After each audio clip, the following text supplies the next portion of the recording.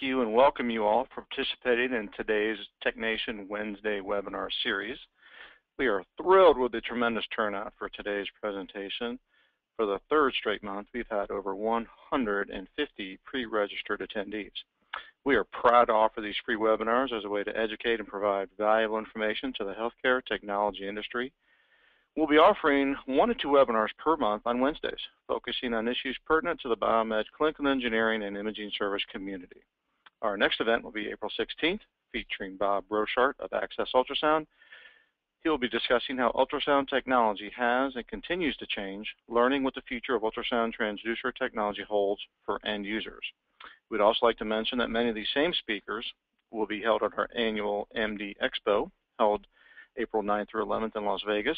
And we are also proud to announce our inaugural MD Imaging Expo, July 16th and 17th in Indianapolis, targeting imaging service technicians and directors of imaging service. A few notes before we begin. Your participation today makes you eligible for 1.5 CE credits. You will receive a survey about today's presentation immediately upon the conclusion of today's webinar. Once the survey is complete, we will email you your certificate with the CE credits. In today's webinar, all lines will be muted, but you can submit questions anytime during the presentation by using the questions feature on the dashboard on the right-hand side of your screen. If you're having any difficulty, please email us at webinar@mdpublishing.com. We'd also like to thank today's sponsor, MedWrench, which is a product-focused social network where medical professionals, purchasing administrators, manufacturers, dealers, and industry experts can provide opinions, share ideas, and gather relevant information on medical technology and equipment. Please visit medwrench.com and sign up for your free membership. Last but not least, our presenter today is Tim Shaver of Tim Shaver and Associates. Tim obtained a BS in engineering from the United States Military Academy. He has 5 years U.S. military experience, 18 years with a family-owned business, and has spent 17 years as a business owner. Some of his credentials include Vitage Chair, Sandler Trainer, and Certified Behavior Analyst. Tim's presentation of Get It Done, Delegate It will explain why delegation is a management skill that needs to be learned. Effective delegation leads to increased job performance and decreased workloads. It builds teamwork and will make a major impact on the bottom line. Ladies and gentlemen, please welcome Tim Shaver. All right. You know, one of the things I love about technology is it lets us make mistakes faster and in front of more people than we ever have before. So anyway, got it. All right, so my goal today is 2 things. One is I would like to have you at the end of the session that we spend together have some tools and tactics to improve your performance on the job. And by improving your performance on the job, what we'd also like to do is to be able to have you enjoy your job more. Because we know as we perform better and feel more comfortable in our role, we also are much happier in our roles and our jobs. So we're going to start off with, as we look at how to improve your delegation skills, I want to start with just a little story. About 5 years ago, one of my neighbors who owned a plumbing company, Fred's Plumbing HVAC Company, and Fred had been my neighbor for a couple of years, and on a Sunday afternoon was out in the yard, and Fred came over, and Fred said, you know, Tim, you're a business consultant, aren't you? And I said, yes. And he said, you know, he said, have you ever helped somebody try to sell their business? And I said, well, yeah, it's not what I do, but, you know, there are companies out there that'll do that. And Fred said, well, you know, I got this business, and he says, it's just gotten to the point, I don't like it. I don't like what we're doing. We're making money, we're doing well. But he said, you know, I'm just totally unhappy with my business. So I said, well, Fred, let's go get a cup of coffee and sit down and talk about it. So we started to have the conversation. And Fred basically gave me the following list of problems for him. He said, you know, Tim, I've got on my desk in my office, I'm just overwhelmed by the piles of work on my desk. He said, literally, I have stacks of invoices every day that are stacked up on my desk that I need to get to. And he said, and I feel guilty when I'm not there. working on all the paperwork, and at the same standpoint, I feel guilty that I'm not home with my family because I've got a young family and they're growing, and I'm not spending the time with them. And he said, and when I am with them, then I feel guilty because I'm not at work getting my work done. Then he said, I'm being asked to do more with less people. He said, the business is becoming more competitive all the time. I'm constantly trying to get more done, trying to use technology, but oftentimes I get frustrated by it. He said, and it's really frustrating. And then he said, when I first got into the plumbing business, before I had all the plumbers and the trucks and etc., he said, when I brought in a new plumber, I'd spend time with them, coaching them and training them and mentoring them. And I really love to do that. It's a part of the job that I really enjoy. And now I just don't have the time to do that. And they need that, I think, and it's the part of the job I really like. He said, then I find myself thinking, I got all these things to do. It's easier to do it myself than it is to try to train people to do it. And he said, it takes time to go out and train people, and I don't have the time to train people so often. And then he said, there's also a part of me that says, I just believe that no one can do it as well as me. And then, last of all, he said, I find that my wife and the children complain that, I'm never around the house. I miss ball games.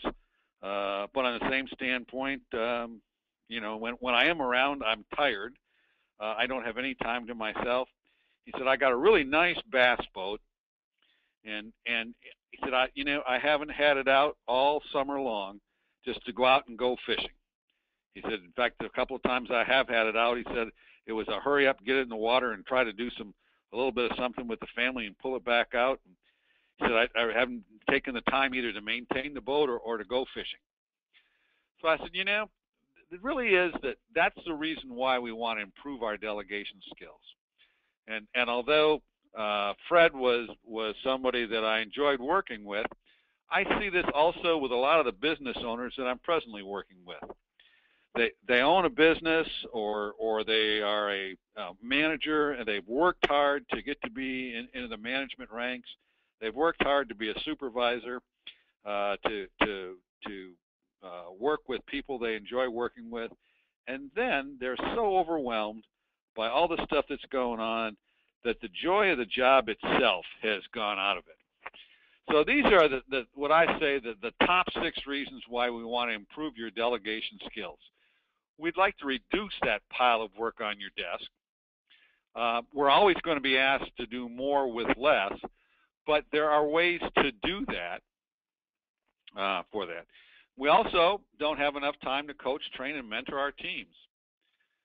Too often we think it's easier to do it myself. And then at times we believe no one can do it as well as we can. And then last but not least, the people that we truly love that are really important to us, our family, our friends, find that we're just not spending time with them. So when we start this, the first thing we want to do is to talk about is how to understand yourself. There are reasons why many of us do not do a good job in delegation for it. Part of that has to be understanding your own self. So the first thing we did with Fred was we did a DISC profile. Now, a DISC profile is a behavioral-based profile. A lot of you will have done these already and are familiar with them. In the DISC profile, over on the far left of your screen, you'll see the D. The D stands for dominance. People who are high in the D area, and on the DISC profile, the scale is from the very bottom, which is 0, to the top, which is 100. The midpoint, of course, is 50. We consider midpoint to be the middle. Above 50 is high, and below 50 is low. So when we talk about people who are high Ds, in that part of their behavioral profile, those are people who tend to be very active in solving problems. They like to to handle problems. They're people who like to take charge, like to make things happen. They're very competitive by very nature. On the same hand point, people who are low on the D scale tend to be more team players. They're looking more to see the team win. They prefer a more calculated, well thought out approach. So as we evaluated Fred, we found Fred was a high D. This is the reason he started the business. And we often see that in managers and business owners, salespeople, people who love to kind of be their own boss tend to be high Ds. And that's where Fred was. In the I quadrant, people who are high Is, above 50, tend to seek out people verbally and persuasively, where people who are low Is are people who prefer a more reserved, careful approach to dealing with people. In a nutshell, your extroverts tend to be high Is, your introverts tend to be low Is. And with Fred, we found him to be a high D and a high I. He likes people, likes to have people contacts, likes to be involved with people. The third part of that then is the S profile, which is the steadiness profile. And that's how you deal with pace and consistently. High S people prefer a predictable environment. They are somewhat resistant to change. Change is a little bit more painful for high S than it is for the low S people. High S people also tend to be people who like a very predictable environment. They kind of like a recipe for how to get their job done. Do A, then B, then C, then D. And they are people who enjoy having a recipe and following the steps day in and day out. On the other hand, low S people are people who prefer a very fast-paced, unstructured environment, always doing something different, always trying something new. We found Fred to be a low S. Is where he fit in the profile. The last one is the C quadrant, or compliance, which is how you deal with rules and regulations set down by others. High C people are rule followers. They follow procedures. They like procedures. They're good with details. They're very good with following the details. Low C people, on their hand, tend to not be real detail-oriented, more of a rule breaker than a rule follower. They're constantly looking to see how they can do something faster, better, quicker than before. Fred was a low C. So as he begins to understand himself, he says, all right, I am a high D, high I, low S, low C. Now, the reason we use that is this. We find, depending on your profile, that you will have different problems with delegation. High D people tend to have problems with delegation in that they over-delegate and under-instruct. And what I mean by that is they tend to be the delegators who say, all right, just go get this done, make it happen, get out there, get this taken care of, you're in charge of this, and then they walk away. And they don't give people the information they need to properly do the job. And in fact, one of the problems with high D delegators is there's a tendency for them to engage in what we call seagull management.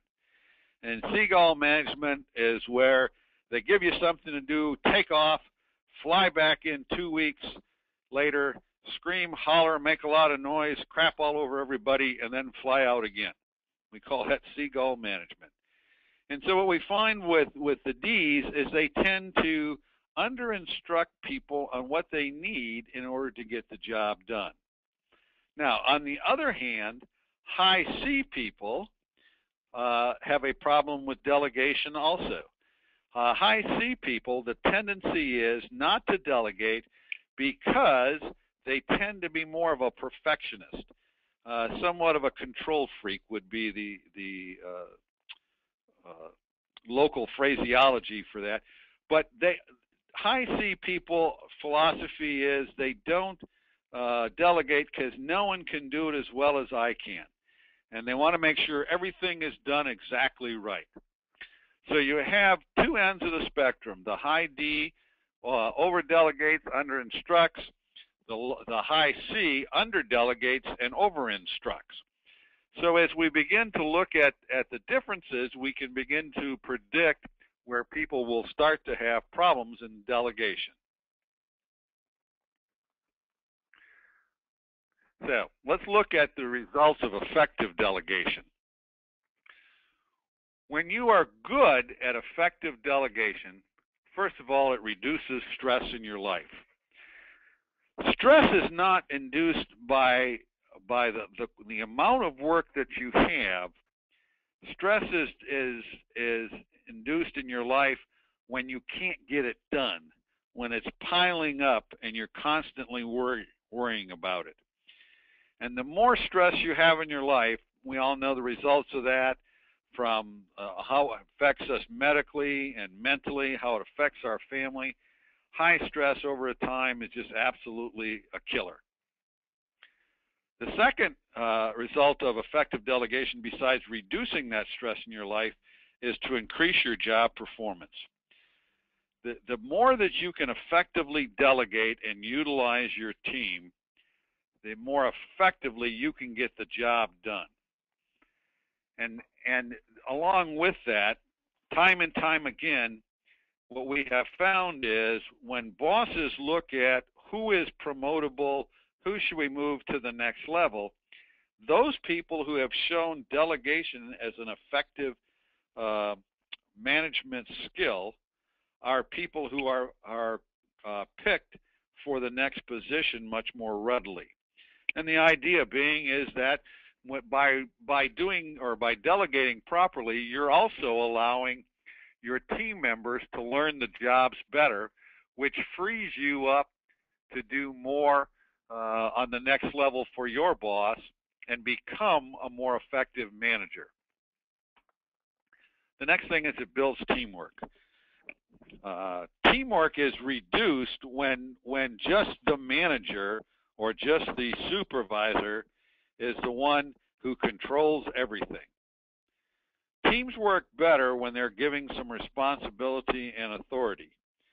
So by effectively delegating and utilizing your team members, you're telling them they're valuable members of the team. They bring something to the party. You appreciate their opinions. All of those things come from effective delegation. Next, we have it improves team morale. When the team is working together and enjoying their jobs better, morale improves. People also enjoy the variety in their jobs. They enjoy the opportunity to try and do different things. And they enjoy the fact that people are counting on them to hold up the team. It gives them self-confidence and it gives them better experience. And then it reduces errors. Errors come oftentimes not that people don't know how to do the job. Errors come oftentimes from people are so busy that they make mistakes. It's not that they don't know how to do the job. It's just that they have too many things going on at one time. And study after study has now told us, you know, the old adage of being able to multitask. Well, in fact, we really don't multitask. Multitasking in itself is a misnomer. When we're multitasking, we're really spending time on task A, and then we leave task A to go spend time on task B, and then we leave task B to go back to task A. You're not doing 50% of your attention on A and 50% of your attention on B. You're spending all of your time on A or all of your time on B. You're just jumping from back and forth. Try writing a letter while you're talking to somebody at the same time and see how effectively you can do that. And the fact of the matter is, you're either writing the letter or you're talking to the individual. You're not doing both. So when we try multitasking, it just increases the errors we have, and in many cases actually takes us more time to complete the job.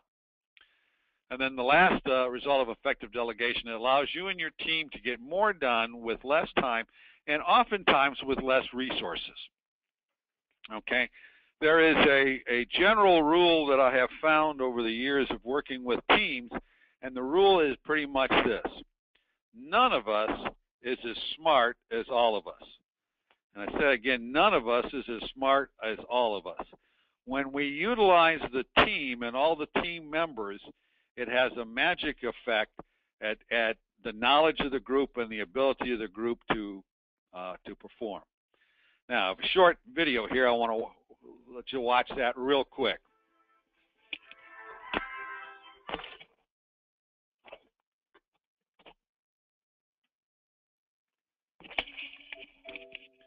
All right, hit the wrong button. I apologize.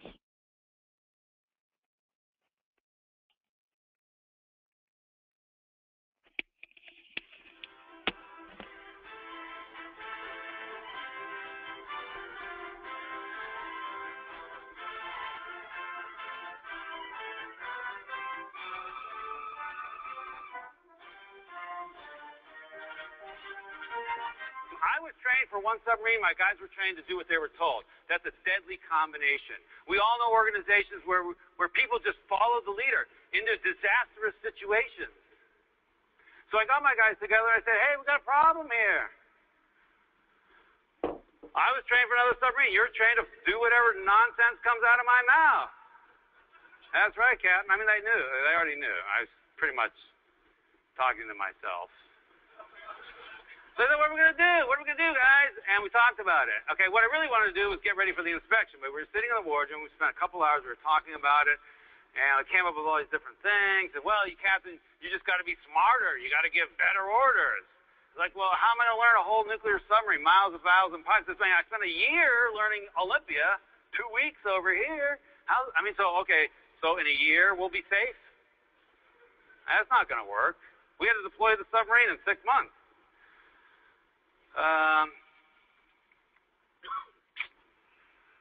So we talked about it, and they said, okay, there's only one logical solution. We figured it out. They're pointing at me, you shut up. What do you mean? That's not what captains do. That's not what captains of nuclear submarines do. They walk around. They give orders. They sound like Russell Crowe. Head 2/3, dive, make it up 500 feet. Helm left 15 degrees weather, steady course 255. Load torpedoes and tubes 1, 2, 3, and 4. Flood down, open outer doors. Right? And I thought about it. And you know what? They were right. So at that point, I vowed never to give another order. And if you came down on my submarine, it would have been very confusing because you couldn't have pointed. It would have been hard to say, well, who's the captain here? Because you wouldn't have seen me giving orders. I did retain one order. The final order to launch a weapon, a torpedo or a missile, I kept with me because I felt that since that was going to result in the deaths of other human beings, that I didn't want that on anyone's conscience but mine. That was my moral and ethical responsibility. But even though everything else in the Navy, there's long lists of things that says the captain has to authorize. Captain should authorize. You got a couple nukes in your group, they'll tell you it's true. Captain authorize. Submerge the ship. Get underway. Start up the reactor. Shut down the reactor. Connect to shore power. Divorce from shore power.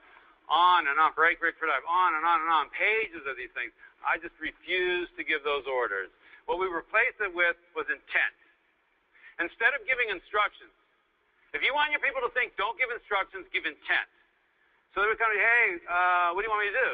Well, left full rudder, steady course 255. No. So what are we trying to accomplish here today? Well, we're trying to get in position so that when the enemy submarine comes through, okay, so where do you think we should position the ship? Maybe over here. Good idea. Go there. You give intent to them, and they give intent to you.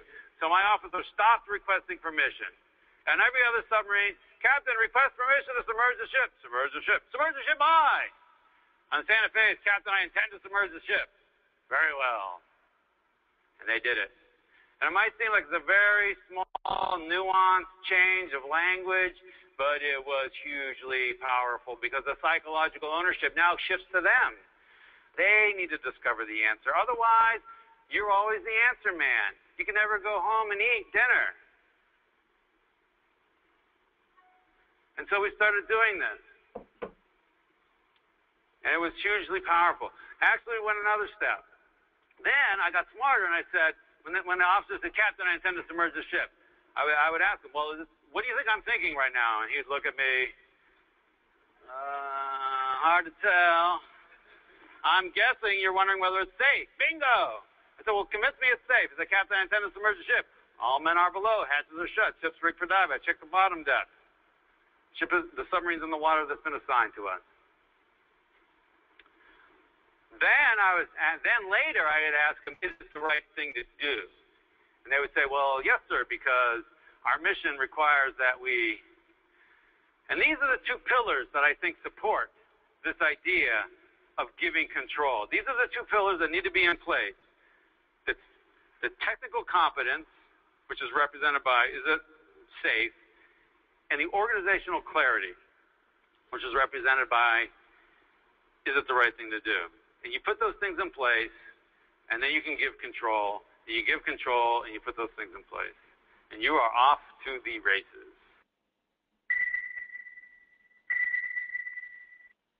So think about what's happening now. My officers are starting to think like me, because I have to think like, where should we do the ship? And so the guys below them. Now this took 24 hours to happen. It took a couple years for the full implementation, but immediately there was change. The officers are thinking like me, so pretty soon I could go in the engine room, find the engine room lower level watch who was taking logs in the lube oil pumps, and he would know what the submarine was doing. He would know whether we were up tight, close to the enemy, and it was time to stay quiet, or whether we had backed out a little bit. This may be a good time to change filters and make a little bit of noise. A year later, we received another inspection. A year later, we received an inspection. The inspecting team gave us the highest grade they had ever seen. Not that year, not in the Pacific, ever seen. Why? I mean, this crew had a captain who was a dummy. It's because that needle started moving up. And on another submarine, there was one guy in charge, one guy giving orders, one guy thinking, and 134 people doing what they're told. I don't care how smart you are. On my submarine, I got 135 thinking, active, passionate, creative, proactive, taking initiative people. It's a tidal wave. You don't stand a chance.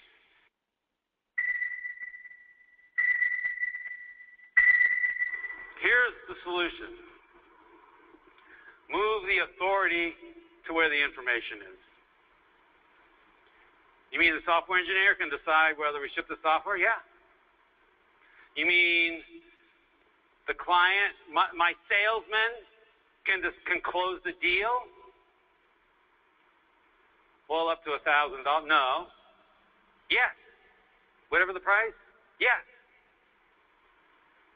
What does it take to make that happen? Now, if you're picturing a lot of people out there doing crazy things and a bunch of arrows going in a bunch of different directions, you have the wrong picture. You create the environment so that those people are out there making decisions as if the CEO were standing right behind them. And if it's not the same decision, it's actually a better decision because they have the information. And not only will you get better speed of execution because now you don't have this delay, what happens is those people feel like they matter because they're thinking. You engender thinking. You create the environment for thinking. The secret is nothing I said is hard. There's nothing hard. The only thing that's hard is you. It will feel wrong. You've been genetically and culturally programmed to take charge and make it happen. Take control and attract followers. And what you want is to give control and create leaders. It will feel wrong, and you will repeatedly start down this path if you so choose, and then you'll be angry at yourself like I was. And you will have a failure, and you'll go back to the old ways. You will pick yourself up, and you will go again. You will go again. And by doing so, you will achieve the greatest thing possible.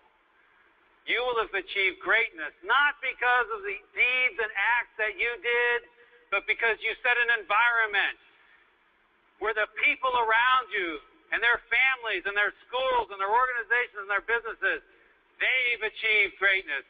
That would be the greatest thing of all. Go forth and be great.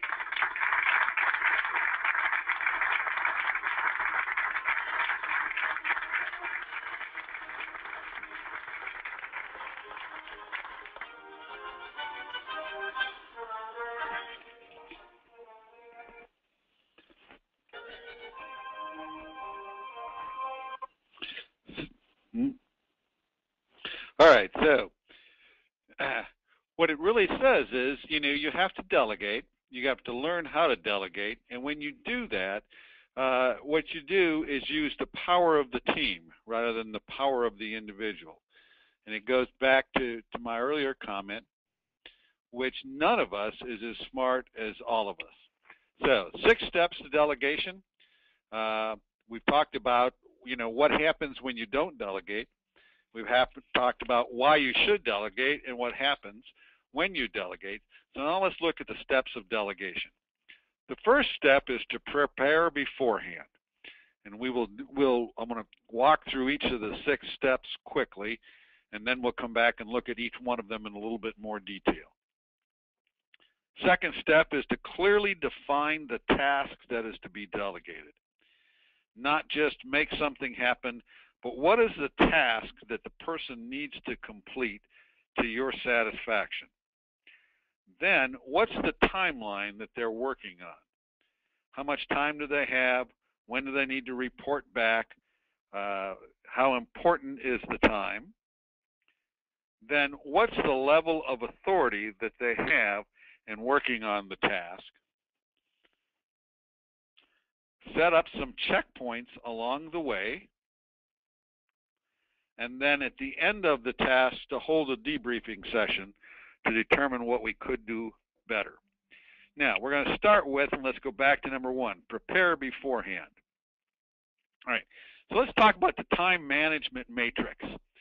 And here is what I would tell people on this. This comes right out of Covey's 7 Habits of Highly Effective People. And what Covey said was you can divide up all of your tasks into 4 quadrants. Quadrant 1 are those tasks that are urgent and important. Quadrant 2 are those tasks that are not urgent and important. Quadrant 3 are tasks that are urgent and not important. And quadrant 4 are those tasks that are not urgent and not important. So let's do this. We'll kind of do a vote here real quick. You can do this just by raising your hand, which will allow us to get a count on this. How many people would say that the effective manager spends most of his time, 70% of his time, in the not urgent and not important quadrant? Number 4. How many people would say the not urgent and not important is where a good manager should spend 70% of his time? Give you a second. Think about that. Did we get any votes there? All right, so we had 3 hands raised there. So we had 3 votes there. All right, so quadrant 3 are those tasks that are urgent but not important. Urgent but not important. So how many people would say that 70% of your effective managers are spending their time in quadrant 3, the quadrant that's urgent and not important? I'll give you a second to raise hands there.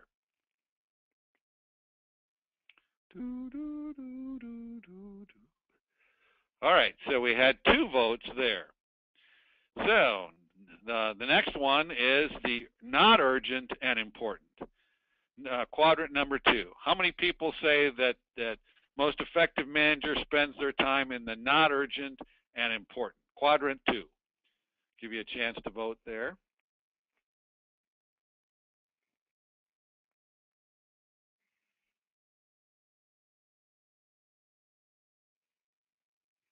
Okay, had a total of 15 there.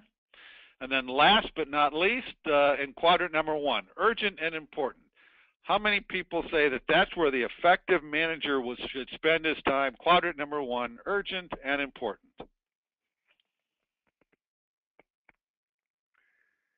Let's see, we'll get people a chance to vote on that. 24. Well, the answer is quadrant 2. Our effective managers will spend their time in quadrant 2.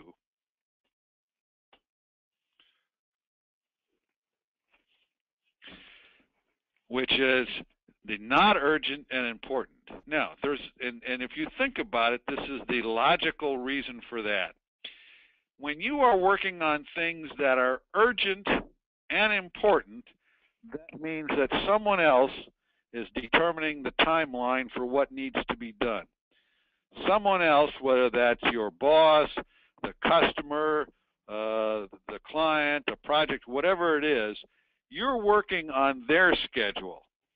And although it's important, the fact that it's urgent means that it has to be done with whatever resources that you presently have. On the other hand, when you are working on things that are not urgent and important, what it means is that you're planning and doing those things that are important, but you're doing them on the timeline that works best for you and the team. It's the area where you can most effectively use your team, use your resources, and use your talents, and do that on your own timeline. Your effective manager spends 70% of their time in quadrant number 2. Now, planning is in quadrant number 2. Reacting is in quadrant number 1. Now, most people would agree that you shouldn't spend any of your time in quadrant number 4, which is not urgent and not important. But where you really need to spend that time is where are the things that are the most important, that give you the biggest bang for your buck, that allows you to be the most effective. Planning is at one of those tasks. So we start off with the planning, and we understand again our team. And going back to the DISC profile, if we've done DISC profiles and we understand our team, we use the DISC profiles in order to understand not only their tactical or their training, what they're capable of, but what they will do well. So, for instance, if we understand the DISC profile, if we have a task that requires people to have a great deal of outside contact with people, particularly with people outside the team, whether that's customers, patients, vendors, or doctors, wherever the case is, when they have to have a lot of outside contact, we're looking for someone who needs to be a high I. Because high I's are people who enjoy interacting with other people, influencing other people, are easy to get out and get to meet people. If we're talking about something that's a repetitive job that needs to be done a specific way, day in and day out, we're looking for someone who needs to be a high S. That high S is someone who enjoys doing those repetitive things of following the formula, of making sure that the thing is done a particular way each and every time. So by understanding our team, by utilizing either assessments, profiles, and our own experience, we take that team and now we can begin to plan on saying, all right, where do we use our strengths for those? So I put together a chart here, but if you just take the members of your team, put their names down the left-hand column and then write strengths, development opportunities, and professional goals. So what are the strengths? What's their profiles? What's their training? What are the activities that they do very well? And analyzing what are their strengths. Then what are the development opportunities? Where are those things that they need to develop in order for them to continue to grow personally and professionally? And then last but not least, what are their professional goals? All of those you should be able to know for the members of your team. Then take the task that sits before you and say, all right, taking that task and project, what's the profile that would be required for someone to do that task well? What are the strengths that they have to have? What kind of training do they need? Where would their experience be? What education is required? I mean, all of those are within the strengths. And then who's a team member who could perform that and could perform that well? All of that we do before we even decide what tasks are going to be delegated and who to delegate them to. So we go back to my friend, Fred, and Fred said, so as I sat and talked to Fred, I said, Fred, what's one of the tasks that eats up a whole lot of your time? He said, you know, I get hundreds of invoices every day where we have to invoice the customer, where my plumbers have been out, they've done the work, and on that, then we have to send the invoice out. But he said, I have to go through those invoices every day. And he said, they come in at night, they're all compiled on my desk. I come in the morning, and they're just sitting there. God, he said, I hate that. And he said, the first thing I have to do is make sure that in fact, all the hours are accounted for, all the materials have been accounted for.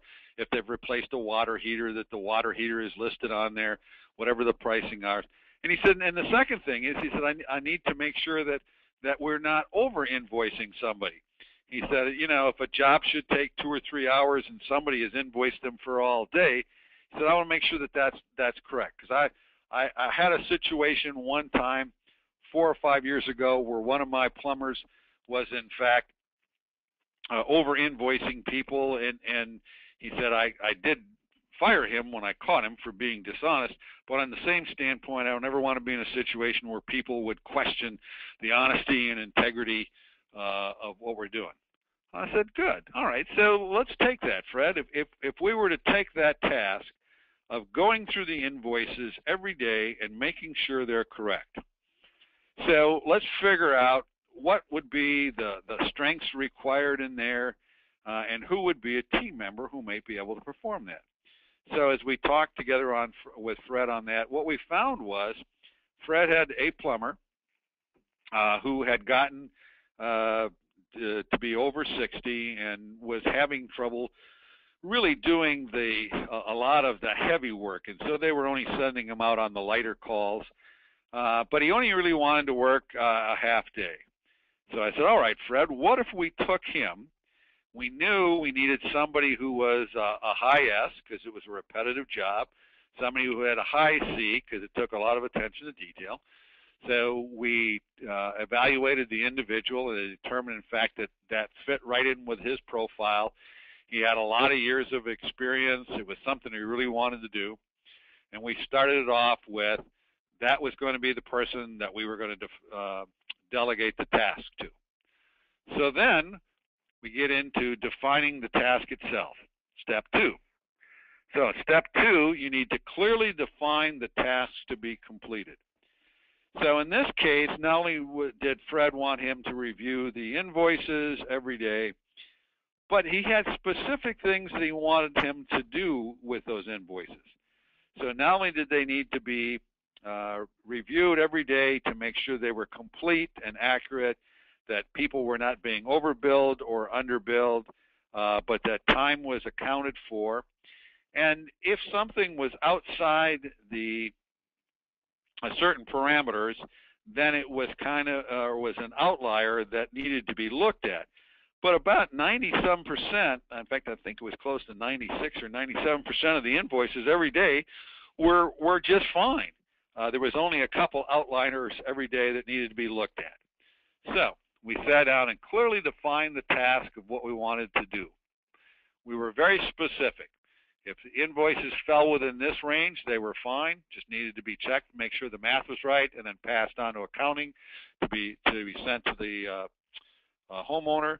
And if they were not, they were to follow up on a daily basis with the plumber and make sure they were either accurate or corrected. So Fred sat down with his part-time plumber, had that conversation. When he got all done, he had the team member paraphrase or repeat it back to him. there was a little bit of a misunderstanding, as I remember right, as Fred explained it to me, but after he and the team member went through that twice, they made sure they got it correctly. Then Fred clearly defined the expectations that he wanted to, and step one, or step two of it, to define the task was completed. The next step in delegation, after you've done your planning, you've clearly defined the task, now you're working at outline the time frame. When does it need to be done? And then you need to get a commitment that, in fact, that timeline is realistic and can be completed in that time. So Fred sat down again with his part-time plumber and said, all right, this needs to be done every day because we need to get the invoices out every day in order to make sure that our billing is up to date, because we have to get the money back and, of course, to keep cash flow in the business. So the invoicing needs to be done on a daily basis, needs to be completed and passed on to accounting, who then sends out the invoices. And the outliers don't have to be done every day, but they need to be done within 2 days. So at least by the end of the second day that the mistakes or outliers are fixed and get done. And then if for some reason you're not going to be able to do it, then I need to know about it ahead of time, because I'll need to be able to step back in and get it done for that. So they came up with a clear and concise timeline, what had to be done, when it was done, what the expectations were, and the commitment that it was done in a reasonable amount of time. So Fred and the part-time plumber also had the conversation of, all right, how long will it take him to get fully trained in it? So they talked about some of the training that he might want, or at least a chance to do it. So he asked if at least for a week that he and Fred could go over it together so he could get a better idea of how Fred did it. So they set up a timeline to get the training done. At the end of the week, he felt very confident in his ability to handle it and take care of it. So outline the timeline. Next thing is we're going to talk about is clarifying authority. Now, this is, I think, a step that all too often gets left out and not handled. The first authority is the authority to recommend. So when you delegate something, whatever that task or responsibility is, do they have the authority to come back and recommend something to you? That's one level of authority. The second level of authority is the authority to inform you, but initiate action. So they have the ability just to go make something happen, but to keep you informed? Or last, do they have the authority to act and to handle the problem? So if we look at a simple chart on this, here's where that looks like. If you think about this, if the risk on the project is low and the person's expertise is high, we would probably just give him the ability to act. On the other hand, if it be, and the same thing, if the task or project risk is medium, but we have an employee with a high level of expertise, we might still give him the level to act. If it's a very high risk project, even if you have somebody with a great deal of expertise, you may still want to keep some of that authority and give him the ability to inform and initiate, but not to go out and act on his own. As we go to the opposite end of the spectrum, even if you have a risk that is low risk, but if you have an employee or a worker who has low level of expertise, you may want them simply to inform and initiate action. If it is a task that has a medium risk with a low expertise, you would want them simply to recommend to you. Or if it's a low expertise and a high risk, then obviously recommend. So as you look at each task, you determine what's the expertise level that the person has, how much risk is in that task, and then you can set your authority based on that. So Fred and his part-time plumber sat down, and Fred looked at it and said, all right, at least for the first month as you do these, you have the ability to go ahead to inform me of any outliers, but just initiate action to get them corrected. But simply inform me when you have those outliers so I know that they're there. Then you go ahead and tell me what you're doing, but initiate action. And that went on for about a month, and at the end of the month, they were so comfortable with it, Fred changed his authority level and said, you know, I have complete confidence in your ability to handle all of these. You can just go ahead and act whenever the action is necessary. If there's something that you really think I should know about, come in and tell me, but otherwise, I'm absolutely confident in your ability to handle this and to move it forward. So you have to clarify the authority. You have to give that authority, and both parties need to be very aware of it. All right, so we set checkpoints. On checkpoints, what we're really doing is saying, okay, we're going to break it down into a couple of different steps. The first step is to identify those checkpoints. The second step is to review the progress of the task. The third one is to ask probing questions to make sure the individual knows it. And the last one is to set meeting schedules. So what we're talking about this is, you know, what are the checkpoints within the task or authority that you are delegating to somebody? So if we have set that up, in this case, Fred said for a week, we'll do them together. We'll get some training. Along that way, initially, the part-time plumber watched Fred do a couple of invoices every day, and then they would divide them up, and Fred would do some, and the part-time plumber would do some. At the end of the time, by the end of the week, the plumber was doing all of them, and Fred was kind of looking over his shoulder, and by the end of the week, they felt like, boy, they had pretty well gotten that down. Then the next checkpoint was to do it for a month. And at the end of the month, they would go back and review the outliers, make sure they were all taken care of, everybody was comfortable with them. So they had that review progress that was there at the checkpoint. The next one was Fred asked probing questions. And from time to time, Fred would stop in and ask the part-time plumber, all right, not just how's it going, but, you know, how many outliers have you got? How many outliers have you taken care of? Those outliers, are you finding those from one plumber or from, or are there more of them coming from one plumber or another plumber?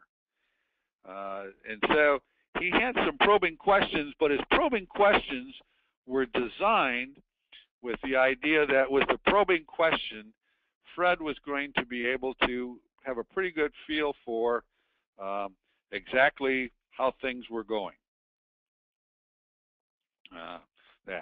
So they continued to moving forward, and then after a month, when Fred totally turned it over, Fred said, all right, what I'd like to do is to put together a report on the number of outliers and the dollar amounts, just some general information.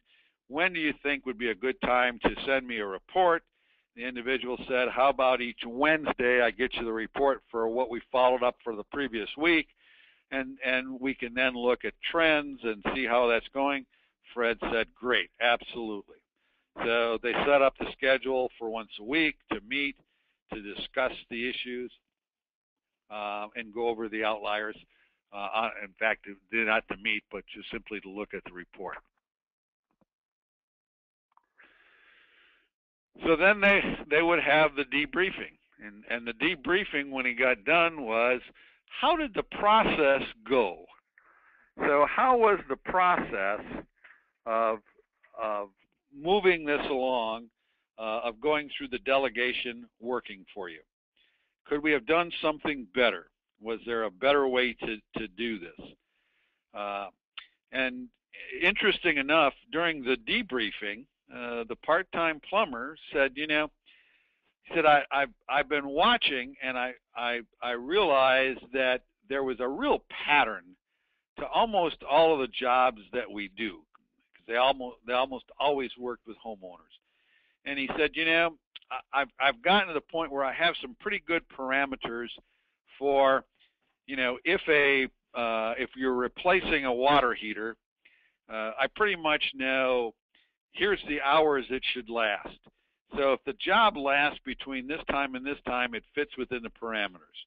And I pretty much have realized that, the materials should be somewhere in this range. And if the materials are in that range, it falls within the norm. And he said, the reason why I put together this chart is because I found that like 95% of the time, they fall into those parameters. And it's only just a couple percent of the time that they're outside that you need to look at. So that with this chart, even if I'm not here, if something happened and I was sick, I could turn this chart over to somebody on a short-term basis. And he said they could do this so it wouldn't all stack up. And at least, the only thing, Fred, that you'd have to do is look at the outliers when I'm not here to follow up on them. So Fred was delighted. So in the debriefing, they found, here's some things that we learned from the experience. Here's some things we can do better. And here's some of the ways we can improve the process. So Fred asked what went well, what would you change if you had to do over again, what did you learn? Then last but not least, they celebrated the success. Now, the interesting aspect of this is Fred came back to me after he had gone through this process, what he had learned from it, and he said, Tim, I have just freed up somewhere between 2 and 3 hours a day of my work. And he said, not only that, I think it gets done better because my part-time plumber actually is better at it than what I was. Although I've had years of experience as a plumber, it was something I didn't like to do. I put it off every day. It was the first thing I had to do when I got to work in the morning. He said, I just kind of dreaded it. Now I've found with him doing it, I don't dread the job. And he said, so the part-time plumber and I have gone out, and I took he and his wife out to dinner. We had a celebration of it. I feel much better about my job, and I'm ready to start the process over again. I said, good, all right. So let's start to look at what the next one would be. So Fred went back to the charts, went back to the planning stage, and said, all right, what's the next task for that? And one of the things that Fred spent a lot of time was in the marketing for his company. And Fred came back to me and he said, all right, I've looked at the task, and he said the task is marketing the company. He said, and I spend time on, I said, I've got somebody who does the website, but I've got to check on the website and do some things there.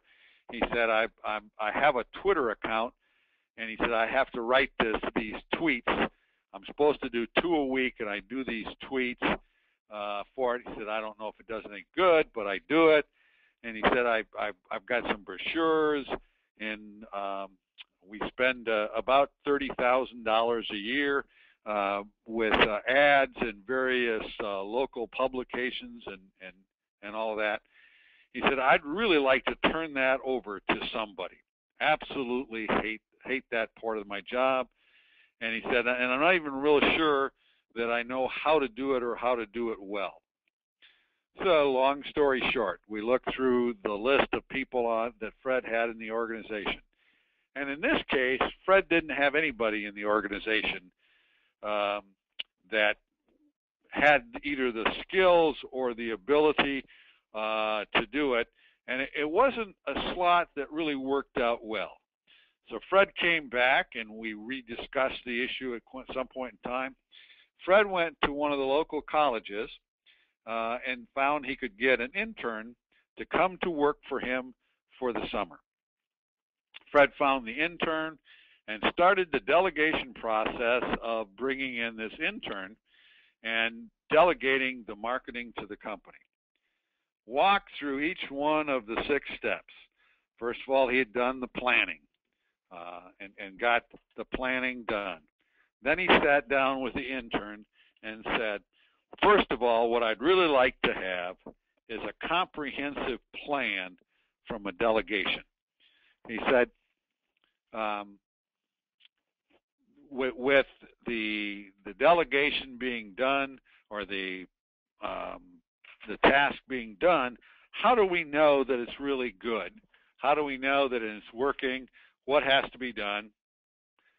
So they sat down and began to work on the task to clearly define the task. They had the outline that they were going to work for 90 days. That's what the young man had off for the summer. They set down the timeline. They worked out both the level of authority, and then in this case, he had the authority to recommend.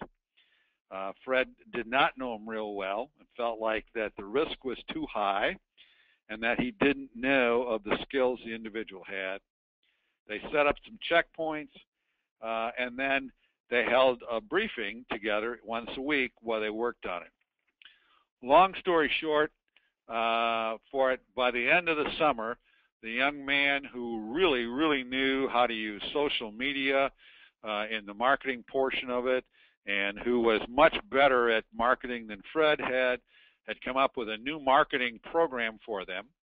They were looking at the number of new customers that were brought on directly by the marketing, and the results of that was the young man was hired part-time for his last year of college, and at the end of the year, the next year actually, Fred brought him on full-time. All right, so I see where we have a question. It says Fred freed up his time, but what happened to the work the part-time plumber was doing now? Who took on his work? Okay. Well, the part-time, it's a good question, because Fred freed up hours every day of his own time. And when you look at that as strictly on a cost basis, the cost of a plumber was a lot less than the cost of Fred's time. As the business owner and the head of the organization, Fred's time was better spent on other parts of that. The part-time plumber, they ended up with, as business increased, hiring a full-time plumber to take his position as the company continued to grow. They had a part-time, in this case, individual handling it, who only wanted to work part-time. So it worked well for all parts of the organization. So I hope that answers your question there. Oftentimes you'll also find when you are delegating with people, I believe the national statistic is at best, most people in the organization feel like they're effectively utilizing about 60% of their time, which means there's 40 to 30% more time available for them when they are fully involved within the job. So when we delegate to them those things which are additional responsibility and authority, what you'll find is there is that time within the team for those people who look on it as a challenge and who are happy to take that additional responsibility. So, hope that answered your question. So, some time for some other questions as we go through.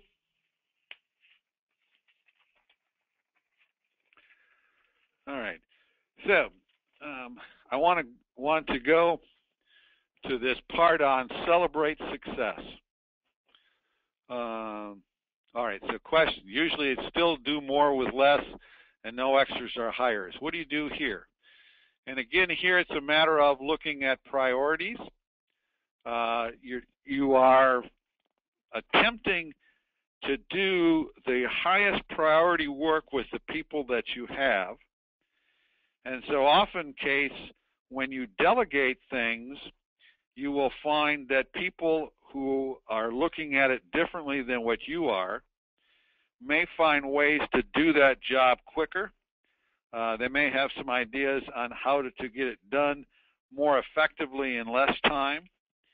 Or it may be situations where they have tasks from a priority standpoint that are a lower priority task that either can be postponed, or they may be working on some things that are not important and not urgent. They're in that fourth quadrant.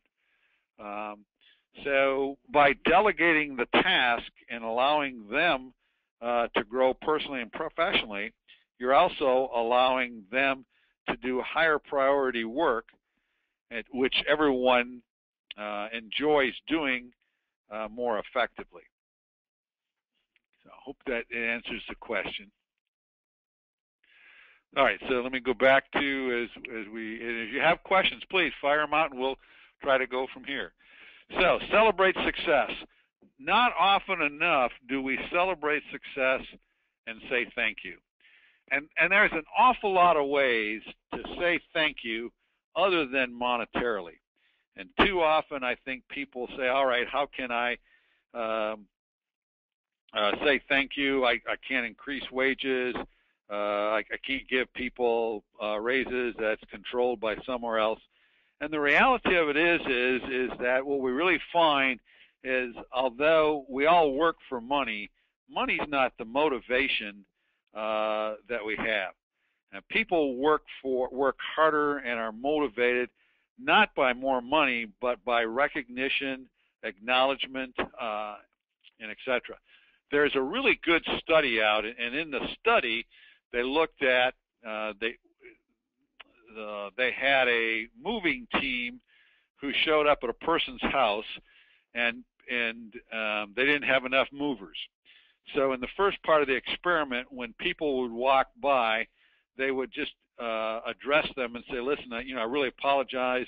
We're short a couple people here, and we've got to get this family moved in today. And we have this piano, and we're really worried about it getting damaged. We're wondering if you could just help us for a few minutes, not necessarily moving the piano, but maybe by holding a door or whatever. And a certain percentage of people would volunteer to help. Then they did the same experiment, only this time, instead of telling people, would they please help because they really needed to get this job done, they say, listen, we would really appreciate it if you'd be willing to help us for an hour just holding doors or doing simple things for us so we could all move this piano. We'll pay you $20. When they offered to pay people, the number of people who volunteered to help went down. When they simply told people that they would really appreciate their help and that they could help not only the moving team but also the homeowner who was moving in, the number of people increased. So when we look at celebrating success, it's not always about giving people a raise or giving them more money. Are we sharing their success with other people? I was running a factory one time and walked out on the floor, and in the factory where I was working, everybody was required to wear a hard hat. And I happened to see this one of the ladies who was a line worker, and on the back of her hard hat, she had 3 gold acorns, stickers, stuck on them. I looked at that and I thought, what the heck is that? And so as I was standing there, I went over to the shift supervisor and I said, hey, Phil, I said, I see the young lady over there. She's got 3 gold acorns in the back of her hat. And Phil started to laugh, and he took me into the break room and he said, I just walk around and I find people who are doing things well, whether that's giving it a little extra or making sure things are done right.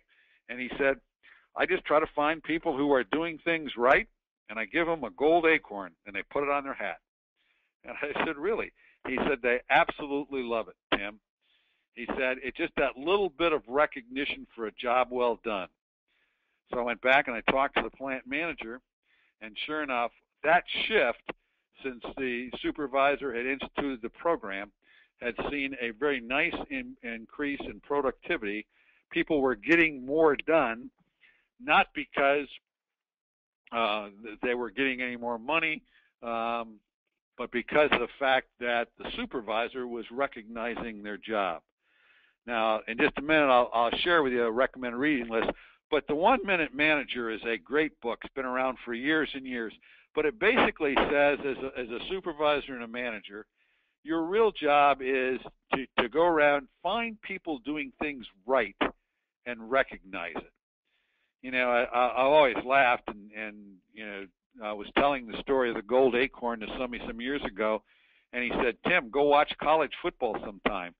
Every college football helmet out there is covered with stickers of some sort for people who have done a great job. The reason why coaches do that is because it works." You know, I had another individual who used to have a weekly staff meeting, and he would pick out, and in this case, he was running an engineering department, and he had about a dozen engineers, and the engineer who had done something outstanding that week got a bag of M&Ms. And if they were really, really outstanding, he gave them a bag of peanut M&Ms. And I don't think these were the big bags; these were the small bags. And he said, you know, every week at the staff meeting, when he passed out the award for the week, he said you could just see people get excited, and the person who had won it, of course, had to talk about his project and what he did, and how he had changed something. But it got people excited about it. So celebrating success is a big part of management. It allows us to tell people they've done a good job, to let them be recognized with their peers, and to motivate the team. So, big part of that is to celebrate success. Last thing, recommended reading list. 3 books that I think are just, and many of you may have read either all of them or some of them. The 7 Habits of Highly Effective People by Covey. It's been around for many years. It's still one of the top business books out there. There's a really good book by a lady by the name of Donna Gannett, which is if you want it done right, you don't have to do it yourself. The Power of a Delegation. A lot of our material today came from that book. And then the last one is The 1 Minute Manager by Ken Blanchard and Spencer Johnson. Those are all quick reads. It doesn't take long. Well, the 7 Habits of Highly Effective People is not a quick read. The other 2 are quick reads, but they're all worth that. So with that, I'll see if there's any other questions.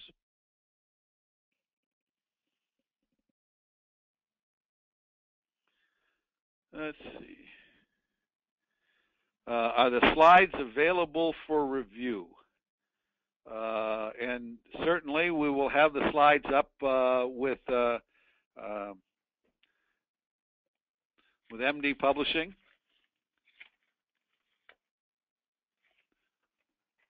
I don't know what, and the fact that the webinar was recorded.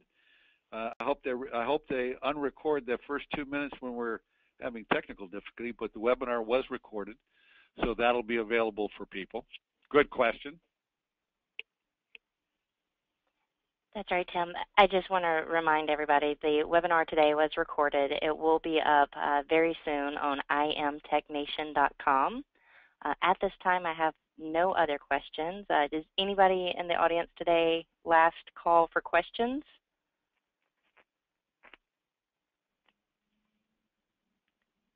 Well, Tim, I certainly appreciate the time that you took. It was very informative. Certainly enjoyed it, as I know the rest of the attendees did too. I do want to remind everybody that the post-webinar survey should pop up on your screen automatically once we close out today. Again, always go to imtechnation.com/webinars for recordings of our previous webinars, as well as the ability to register for our upcoming webinars in April. Again, Tim, great presentation. I certainly appreciate the time today. Thank you, and thank you for all being here. I appreciate it. Great. Well, then, ladies and gentlemen, that will wrap up this month's TechNation webinar Wednesday. Again, stay tuned to our website for more information. Tim, again, thank you. We'll see you very soon, hopefully in Vegas. Goodbye.